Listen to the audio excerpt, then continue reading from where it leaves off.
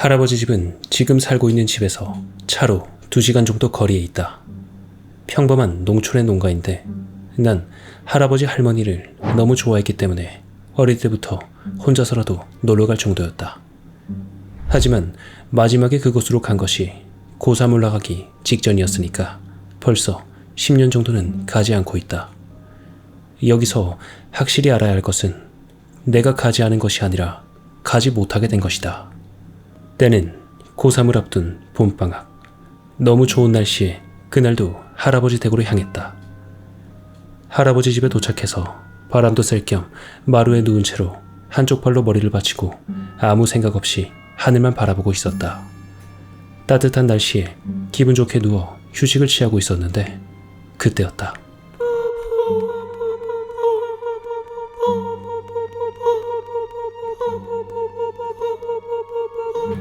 하는 묘한 소리가 들렸다.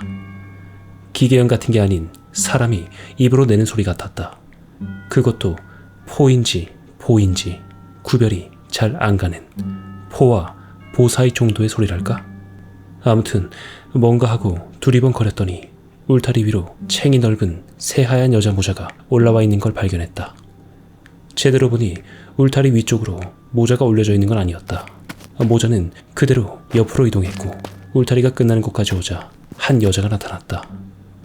여자의 몸이 울타리에 가려서 보이지 않았던 것뿐이고 모자는 그 여자가 쓰고 있었던 것이다.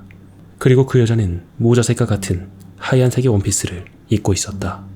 하지만 울타리의 높이는 2m가 넘는데 그 울타리보다 키가 더 크려면 도대체 키가 몇일까? 이런 생각을 하며 멍하니 뒷모습을 바라보니 결국 시야에서 사라지고 말았다. 그리고 여자가 사라지자 포포포포 하는 그 소리도 들리지 않게 되었다. 그때는 원래 키가 큰 여자가 엄청나게 밑창이 두꺼운 부츠나 힐을 신었거나 키 큰 남자가 여장이라도 했겠거니 하고 대수롭지 않게 생각해버렸다. 그날 오후 논에서 돌아온 할아버지 할머니와 이야기를 나누다가 문득 그 일이 생각나서 말했다. 할아버지 할머니, 아까 나 엄청 큰 여자를 봤는데 남자가 여장이라도 했을까? 라고 말해도 그러냐? 라며 별로 관심이 없어 보였다. 울타리보다도 키가 더 크던데. 그 뭐지?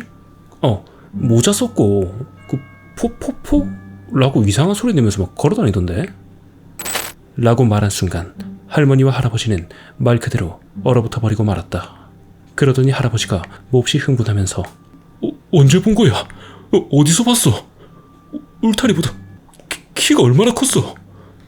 라며 약간 하는 듯이 질문을 쏟아붓는 것이다. 할아버지의 그런 모습에 약간 당황하면서도 내가 질문의 대답을 마치자 할아버지는 굳은 얼굴로 깊이 생각하더니 옆방으로 가서 누군가에게 전화를 걸기 시작했다. 전화로 무슨 이야기를 하는지 들리지 않았지만 내 앞에 앉아있는 할머니는 떨고 있는 것이 분명했다.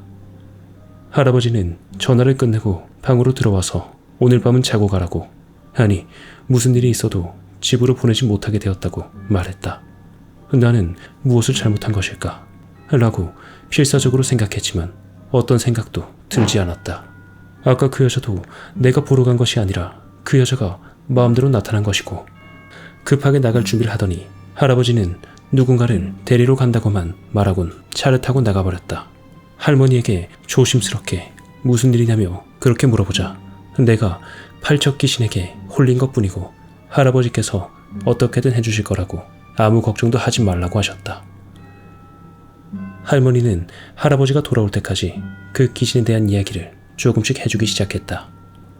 할머니의 말에 따르면 이 부근에는 팔척 귀신이 있다고 한다. 팔척 귀신은 덩치가 큰 여자의 모습을 하고 있고 이른 그대로 키가 8척 정도 되며 포포포라는 남자 같은 목소리로 이상한 웃음소리를 내고 다닌다고 한다.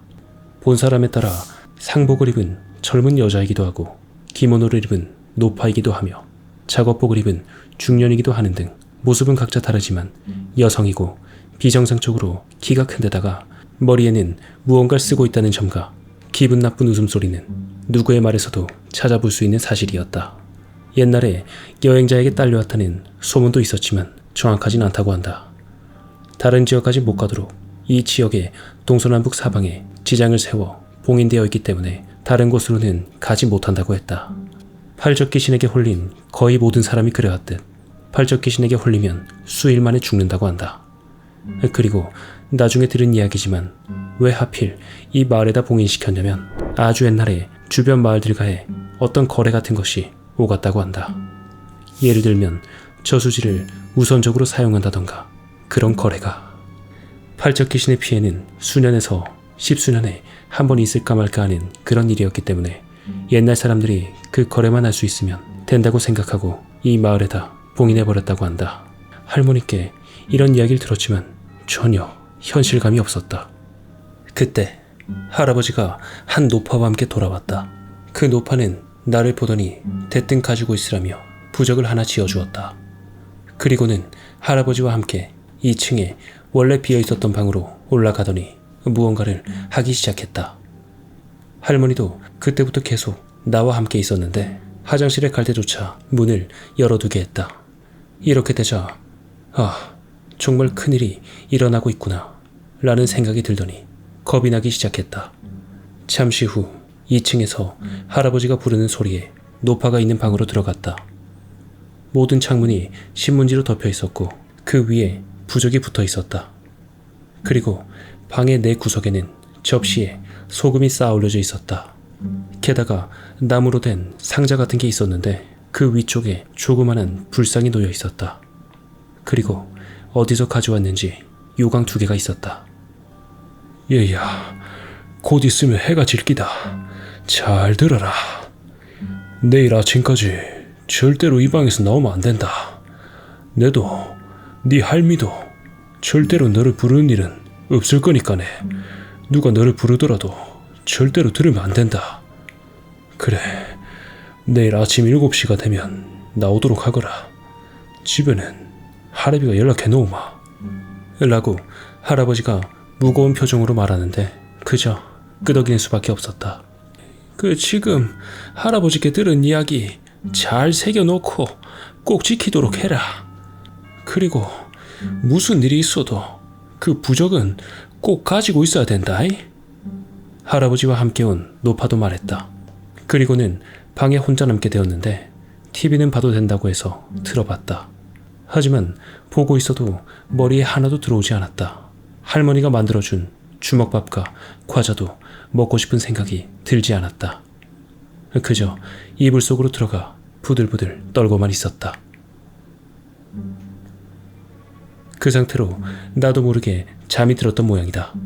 깨어보니 TV에선 심야에 하는 통신 판매 선전이 흐르고 있었고 시계를 보자 새벽 1시가 조금 넘은 시각이었다. 이상한 시간에 깨버린 것 같아서 찝찝해하고 있었는데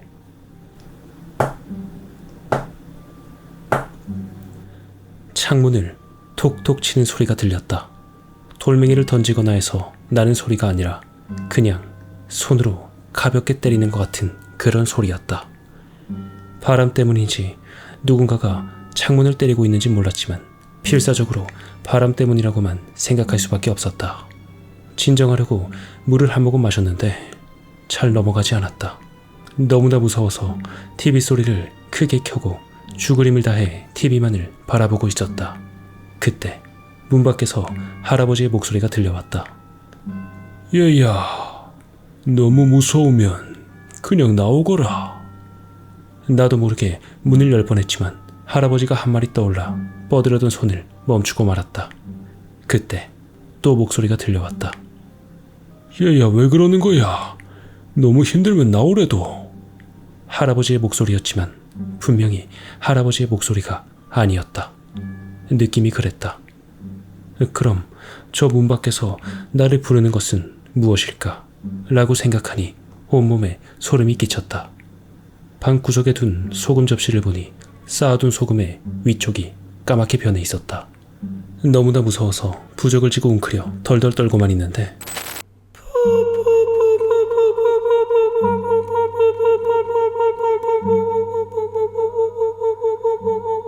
낮에 들었던 그 목소리가 들리더니 갑자기 창문이 미친 듯이 흔들렸다. 다른 생각을 할 수도 없었고 낮에 본 그것이 웃는 얼굴로 창문 밑에 서서 손을 뻗어 창문을 흔들고 있는 광경이 머릿속에 떠올라 미칠 것만 같았다. 나는 나무 상자 위에 놓여진 불상 앞에 엎드려서 있는 힘을 다해 빌었다. 제발 살려달라고. 정말 길고도 긴 밤이었지만 아침은 와 있었다.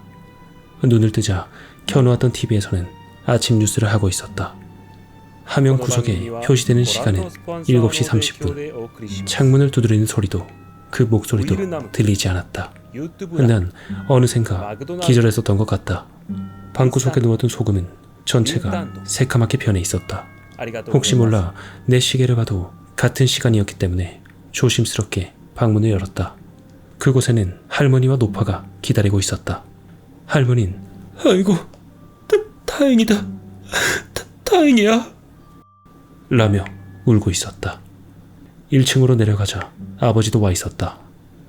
바깥에서 할아버지의 어서 나오라는 소리가 들려 그렇게 나가보니 어디서 가져왔는지 승합차 한 대가 서 있었고 마당엔 마을 남자들로 보이는 사람들 몇 명이 서 있었다. 승합차는 9인승이었고 운전석의 할아버지, 조수석의 아버지, 조수석과 운전석 사이의 의자에 할아버지가 데려온 노파가 앉았다. 나는 정중앙에 앉게 되어 8명이 내 주변을 둘러싸는 형태가 되었다. 야야, 네 고개 숙이고 절대 눈 뜨지 마라. 우리한텐 저게 안 보여도 니한텐 보일 거니까 우리가 괜찮다고 할 때까지 눈 꼭 감고 있어야 된다. 내 오른쪽에 앉은 50살 정도 돼 보이는 사람이 말했다. 그리고 차가 달리기 시작했다. 얼마 동안 달리자 조수석에 앉아있던 노파가 여기서부터가 고비라며 연부를 외기 시작했는데 갑자기 창밖에서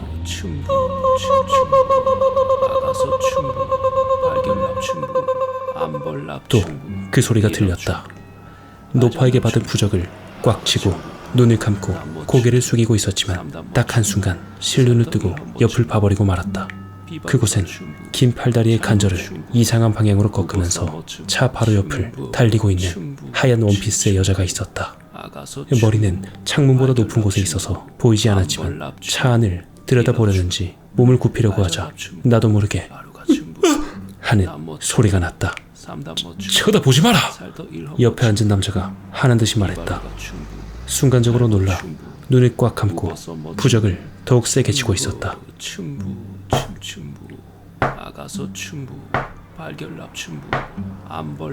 유리창을 때리는 소리가 들리기 시작했다. 내 주위에 앉은 사람들에겐 저것의 모습은 보이지 않아도 목소리는 들리는 모양이었다. 점점 숨이 가빠지는 사람도 있고 창문을 두드릴 때마다 하고 소리를 지르기까지 했다. 어찌어찌하여 마을에 지장이 세워진 곳까지 도착해서 먼저 세워둔 아버지의 차로 옮겨 타기 위해 차에서 내렸다. 할아버지는 따라와준 남자들에게 고개를 숙이며 인사하고 있었고 부적을 진 손을 펴려고 해도 손가락이 굳은 것처럼 잘 펴지지 않았다. 구겨진 부적은 새카맣게 타들어간 것처럼 검게 변해 있었다. 노파와 할아버지는 이 마을만 빠져나가면 팔척 귀신은 절대로 쫓아오지 못하니 괜찮을 것이라고 말했다. 노파는 그래도 혹시 모르니 가지고 있으라며 미리 써둔 부적을 건네주었고 나와 아버지는 그 길로 집으로 돌아왔다. 아무것도 박힌 것이 없는 일상으로 돌아와 적응을 하고 그 후로 10수년간 가위 한 번 눌리지 않고 살았다. 할아버지도 할머니도 그 노파도 돌아가셨고 정말 긴 시간이 흐른 것 같다. 하지만 내가 지금에 와서야 이 글을 쓰는 이유는 단 하나. 들은 이야기에 의하면 엊그저께 외지 사람의 음주운전 사고로 그 마을 근처에서 작은 사고가 났는데 차가 지장에 부딪히는 바람에 지장이 하나 깨져버렸다고 한다. 그리고 어제부터 창밖에서 들리는 낯익은 소리.